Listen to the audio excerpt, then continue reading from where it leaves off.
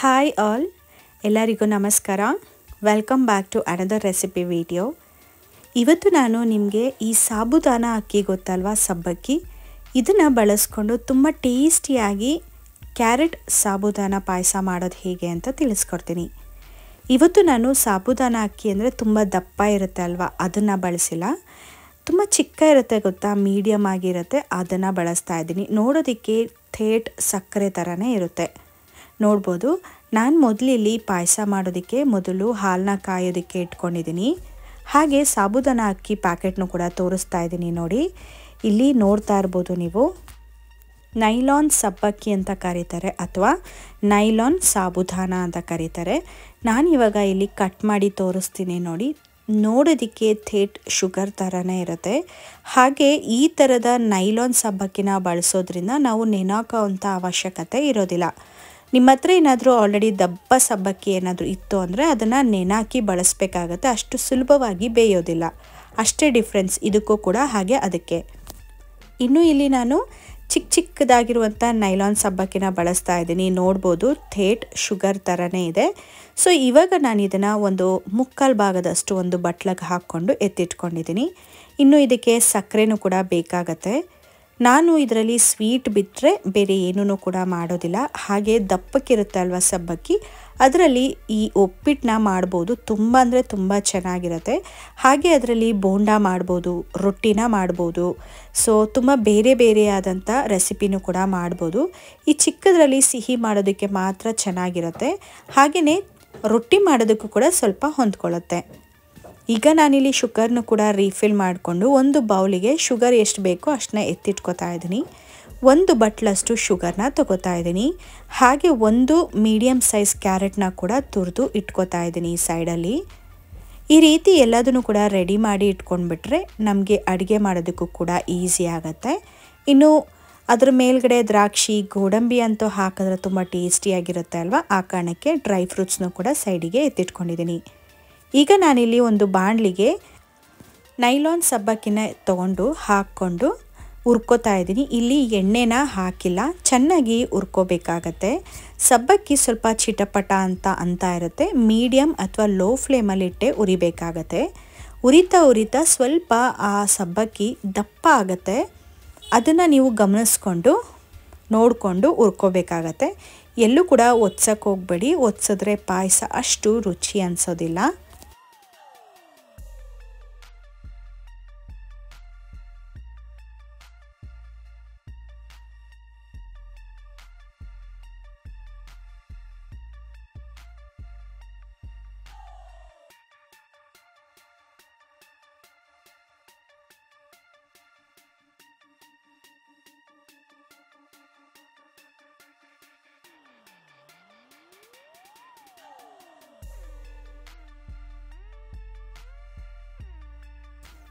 ನೋಡ್ಬೋದು ಇವಾಗ ಸಬ್ಬಕ್ಕಿ ಯಾವ ಸೈಜ್ ಇದೆ ಅಂತ. ಸ್ವಲ್ಪ ದಪ್ಪ ಆಗತ್ತೆ.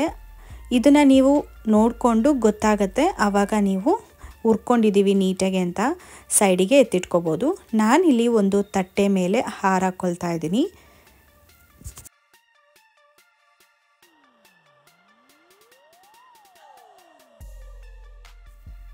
ಮತ್ತೆ ಅದೇ ಬಾಣಲಿನ ಇಟ್ಕೊಂಡು ಇದಕ್ಕೆ ನಾನು ಒಂದು ದೊಡ್ಡ ಸ್ಪೂನ್ ಆಗೋಷ್ಟು ತುಪ್ಪನ ಹಾಕೋತಾ ಇದ್ದೀನಿ.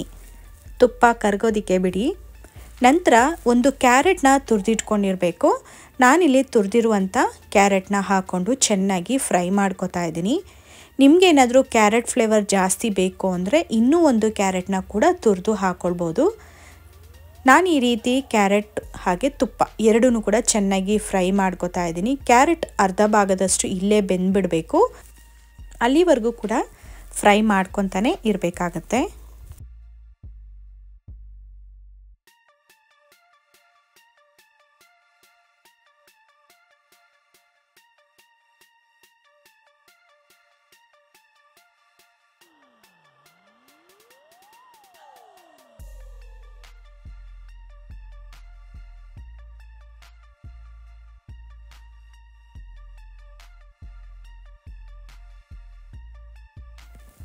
ಈಗ ಫ್ರೈ ಮಾಡಿದಾಗಿದೆ. ನೀವು ನೋಡ್ಬೋದು ಎಷ್ಟು ನೀಟಾಗಿ ಫ್ರೈ ಆಗಿದೆ. ಹಾಕಬೇಕಾದ್ರೆ ಎಷ್ಟು ಬಿಡಿಯಾಗಿರುತ್ತೆ.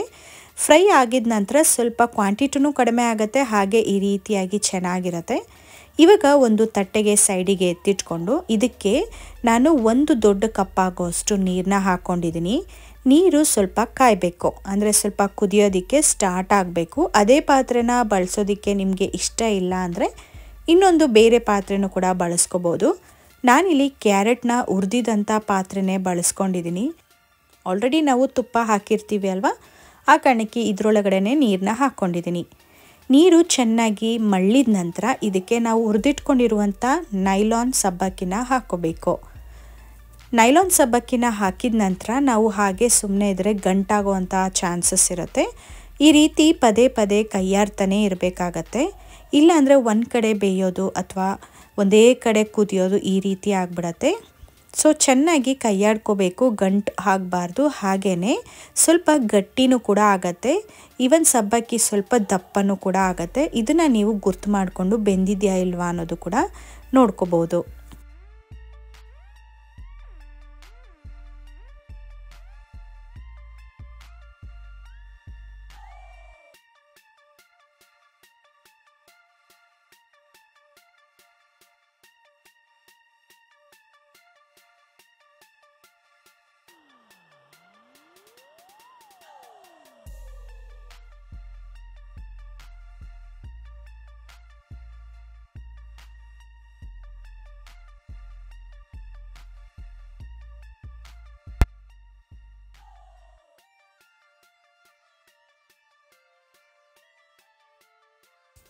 ಈಗ ಸಬ್ಬಕ್ಕಿ ಬೆಂದಿದೆ ನೋಡ್ಬೋದು. ನೀರು ಹಾಕಿ ಹಾಗೆ ಸಬ್ಬಕ್ಕಿನ ಹಾಕಿದಾಗ ಎಷ್ಟು ತೆಳುವಾಗಿತ್ತು, ಇವಾಗ ಎಷ್ಟು ಗಟ್ಟಿಯಾಗಿದೆ ಅಂತ. ಈ ಹಂತದಲ್ಲಿ ನಾವು ಆಲ್ರೆಡಿ ಬೇಯಿಸಿಟ್ಕೊಂಡಿರುವಂಥ ಅಥವಾ ಹುರಿದಿಟ್ಕೊಂಡಿರುವಂಥ ಕ್ಯಾರೆಟ್ನ ಕೂಡ ಹಾಕ್ಕೊಳ್ಬೇಕು. ಎಷ್ಟು ಕಲರ್ಫುಲ್ ಆಗುತ್ತೆ ಅಂದರೆ ಇನ್ನೂ ಒಂಥರ ಡಾರ್ಕ್ ಕಲರ್ ಆಗುತ್ತೆ, ತುಂಬಾ ಟೇಸ್ಟಿಯಾಗಿರುತ್ತೆ. ನಿಮಗೆ ಬೇಕಂದರೆ ಕ್ಯಾರೆಟ್ನ ಇನ್ನೂ ಸ್ವಲ್ಪ ಜಾಸ್ತಿ ಕ್ವಾಂಟಿಟಿಲೂ ಕೂಡ ಹಾಕ್ಕೊಳ್ಬೋದು. ಈ ರೀತಿ ಸಬ್ಬಕ್ಕಿ ಹಾಗೆ ಕ್ಯಾರೆಟ್ನ ಚೆನ್ನಾಗಿ ಮಿಕ್ಸ್ ಮಾಡ್ಕೋಬೇಕು. ಲಿಡ್ನ ಕ್ಲೋಸ್ ಮಾಡಿ ಹಾಗೆ ಪದೇ ಪದೇ ಓಪನ್ ಮಾಡಿ ಮಿಕ್ಸ್ ಮಾಡೋದ್ರಿಂದ ಒಂದು ಒಳ್ಳೆ ಫ್ಲೇವರ್ ಸಿಗುತ್ತೆ, ಹಾಗೆಯೇ ಬೇಗನೂ ಕೂಡ ಬೇಯುತ್ತೆ. ನೋಡ್ಬೋದು ಎಷ್ಟು ಚೆನ್ನಾಗಿ ಬೆಂದಿದೆ ಅಂತ. ಮಿಕ್ಸ್ ಕೂಡ ಆಗಿದೆ. ಇವಾಗ ನಾನು ಒಂದು ಬಟ್ಲದಲ್ಲಿ 1 ಬಟ್ಲಾಗೋಷ್ಟು ಶುಗರ್ನ ಹಾಕೋತಾ ಇದ್ದೀನಿ. ನಂತರ ಕಾಯಿಸಿಟ್ಕೊಂಡಿರುವಂಥ ಹಾಲನ್ನು ಕೂಡ ಹಾಕೋತಾ ಇದ್ದೀನಿ. ನಾನಿಲ್ಲಿ ಡೈರೆಕ್ಟ್ ಸೋಸ್ಕೋತಾ ಇದ್ದೀನಿ. ಕಾಯಿಸಿಟ್ಕೊಂಡಿರೋದ್ರಿಂದ ಕೆನೆ ಕೂಡ ಇತ್ತು, ಕೆನೆ ಬಿದ್ದರೆ ಅಷ್ಟು ಚೆನ್ನಾಗಿರಲ್ಲ ಅಂತ ಹೇಳಿ ಈ ರೀತಿ ಸೋಸ್ಕೋತಾ ಇದ್ದೀನಿ. ನಾನಿಲ್ಲಿ 1 ಕಪ್ ಸಕ್ಕರೆ ತೊಗೊಂಡಿರೋದ್ರಿಂದ ಅದೇ 1 ಕಪ್ ಅಳತೆಯಲ್ಲಿ ಹಾಲನ್ನು ಕೂಡ ಕಾಯೋದಕ್ಕೆ ಇಟ್ಕೊಂಡಿದ್ದೆ. ಕಾಯಿಸ್ಬಿಟ್ಟು ಮತ್ತು ತಣ್ಣಗಾಗಿರೋಂಥದ್ದನ್ನು ನಾನಿಲ್ಲಿ ಹಾಲನ್ನ ಬಳಸಿದ್ದೀನಿ. ಇವಾಗ ಈ ಎಲ್ಲದನ್ನು ಕೂಡ ನೀಟಾಗಿ ಮಿಕ್ಸ್ ಮಾಡಿಕೊಂಡು ಹಾಗೆ ಕುದಿಸ್ಕೋಬೇಕಾಗತ್ತೆ.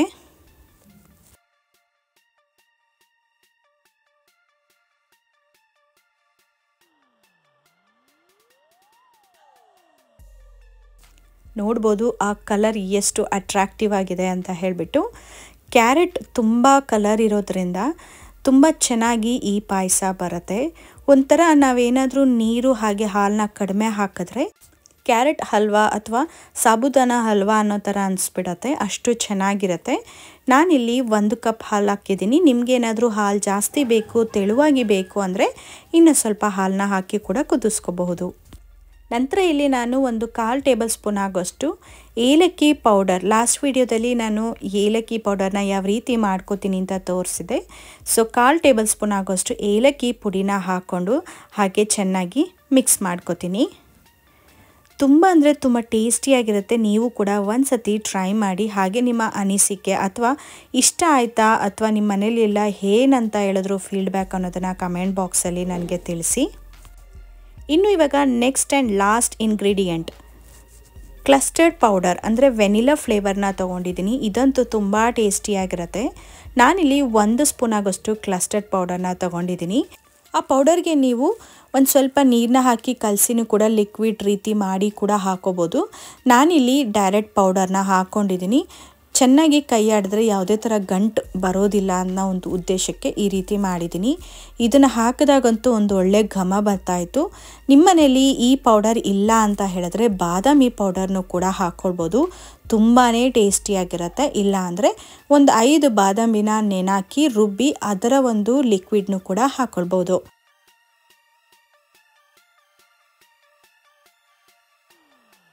ಸೊ ಇವಾಗ ಒಂದು ಚಿಕ್ಕ ಪ್ಯಾನ್ನ ಕಾಯೋದಕ್ಕೆ ಇಟ್ಕೊಂಡಿದ್ದೀನಿ. ಇದಕ್ಕೆ ಒಂದು ದೊಡ್ಡ ಸ್ಪೂನ್ ತುಪ್ಪ ಹಾಕ್ಕೊಂಡಿದ್ದೀನಿ. ಇದಕ್ಕೆ ಸಣ್ಣದಾಗಿ ಹೆಚ್ಚಿಟ್ಕೊಂಡಿರುವಂಥ ಬಾದಾಮಿ, ನಂತರ ನಾನು ಎಣ್ಣೆ ಕಾದಿದ ನಂತರ ಆಫ್ ಮಾಡಿಬಿಟ್ಟಿದ್ದೀನಿ. ಇವಾಗ ನಾನು ಗೋಡಂಬಿನ ಹಾಕೋತಾ ಇದ್ದೀನಿ. ಗೋಡಂಬಿನ ಎರಡೆರಡು ಪೀಸ್ ಮಾಡ್ಕೊಂಡಿದ್ದೀನಿ. ಸೊ ಇವಾಗ ನಾನು ಸ್ವಲ್ಪ ಎಣ್ಣೆಯಲ್ಲಿ ಕ್ರಿಸ್ಪಿ ಆಗೋದಕ್ಕೆ ಬಿಟ್ಟಿದ್ದೀನಿ. ನಂತರ ನಾನು ಸ್ಟವ್ನ ಹಚ್ಕೋತಾ ಇದ್ದೀನಿ. ಇಲ್ಲಾಂದರೆ ಓವರ್ ಫ್ರೈ ಆದರೆ ಕಲರ್ ಚೇಂಜ್ ಆದರೆ ಅಷ್ಟು ಚೆನ್ನಾಗಿರೋದಿಲ್ಲ ಅಂತ ಹೇಳಿ. ಈ ರೀತಿ ಮಾಡೋದ್ರಿಂದ ಒಂದು ಒಳ್ಳೆ ಫ್ಲೇವರ್ ಸಿಗುತ್ತೆ. ನಾವೇನಾದರೂ ಜಾಸ್ತಿ ಉರಿಲಿ ಬೇಯಿಸ್ಬಿಟ್ರೆ ಕಲರ್ ಚೇಂಜ್ ಆಗುತ್ತೆ, ಆದರೆ ನೀಟಾಗಿ ರೋಸ್ಟ್ ಆಗಲ್ಲ. ಇವಾಗ ನಾನು ದ್ರಾಕ್ಷಿನೂ ಕೂಡ ಹಾಕೋತಾ ಇದ್ದೀನಿ. ಎಕ್ಸ್ಪೆಷಲಿ ನಾವು ಸಾಬುದಾನನ ಬಳಸ್ಕೊಂಡು ಪಾಯಸ ಮಾಡಿದ್ರೆ ಅಲ್ಲಲ್ಲೇ ಗೋಡಂಬಿ, ದ್ರಾಕ್ಷಿ, ಬಾದಾಮಿ ಸಿಗುತ್ತೆ, ತುಂಬಾ ಚೆನ್ನಾಗಿರುತ್ತೆ. ಡ್ರೈ ಫ್ರೂಟ್ಸ್ ಅಂತೂ ನೀಟಾಗಿ ಫ್ರೈ ಆಗ್ತಾ ಇದೆ. ಈ ರೀತಿ ನೀವು ಫ್ರೈ ಮಾಡ್ಕೋಬೇಕಾದ್ರೆ ಏನಾದರೂ ಸ್ವಲ್ಪ ತುಪ್ಪ ಜಾಸ್ತಿ ಕಾದಿದೆ ಅಂದರೆ ಸ್ಟವ್ನ ಆಫ್ ಮಾಡ್ಕೊಂಡ್ಬಿಡಿ. ನೋಡ್ಬೋದು ಈ ರೀತಿಯಾಗಿ ಕಲರ್ ಬಂದಿರಬೇಕು. ಈಗ ನಾನು ಪಾಯಸಕ್ಕೆ ಮಿಕ್ಸ್ ಮಾಡೋಕ್ಕೂ ಮುಂಚೆ ನಾನು ಪಕ್ಕದ ಸ್ಟವಲ್ಲಿ ಲೋ ಫ್ಲೇಮಲ್ಲಿ ಇಟ್ಟಿದ್ದೆ ಅಲ್ವಾ, ಹಾಗೆ ಕೈಯಾಡಿರಲಿಲ್ಲ. ಸೊ ಆ ಕಾರಣಕ್ಕೆ ಒಂದು ಸ್ವಲ್ಪ ಹಾಗೆ ಮೇಲ್ಗಡೆ ಕೆನೆ ಬಂದಿತ್ತು, ಹಾಲು ಹಾಕಿರ್ತೀವಲ್ಲ ಅದನ್ನು ನೀಟಾಗಿ ಮಿಕ್ಸ್ ಮಾಡ್ಕೋಬೇಕು. ನಂತರ ನಾನು ಫ್ರೈ ಮಾಡ್ಕೊಂಡಿರುವಂಥ ಡ್ರೈ ಫ್ರೂಟ್ಸ್ನ ಹಾಕ್ಕೋಬೇಕು.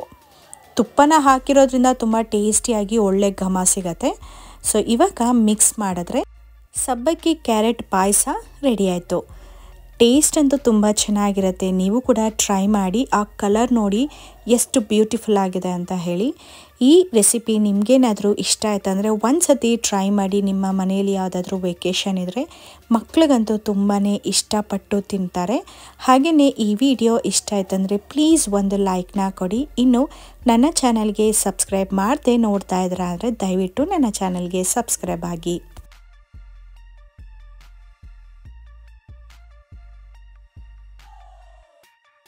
ನಿಮ್ಗೆ ಯಾವುದಾದ್ರೂ ಪರ್ಟಿಕ್ಯುಲರ್ ರೆಸಿಪಿ ಬಗ್ಗೆ ತಿಳ್ಕೊಬೇಕಂದ್ರೆ ದಯವಿಟ್ಟು ಕಮೆಂಟ್ ಬಾಕ್ಸಲ್ಲಿ ತಿಳಿಸಿ. ಖಂಡಿತವಾಗ್ಲೂ ನಾನು ರೆಸಿಪಿನ ಶೇರ್ ಮಾಡ್ತೀನಿ. ನೆಕ್ಸ್ಟ್ ವಿಡಿಯೋದಲ್ಲಿ ಇನ್ನೂ ತುಂಬ ಟೇಸ್ಟಿಯಾಗಿ ಹಾಗೆ ಡಿಫ್ರೆಂಟ್ ಆದ ರೆಸಿಪಿ ಜೊತೆಗೆ ಸಿಗ್ತೀನಿ ನೆಕ್ಸ್ಟ್ ವಿಡಿಯೋದಲ್ಲಿ. ಅಲ್ಲಿವರೆಗೂ ಟೇಕ್ ಕೇರ್, ಬಾಯ್.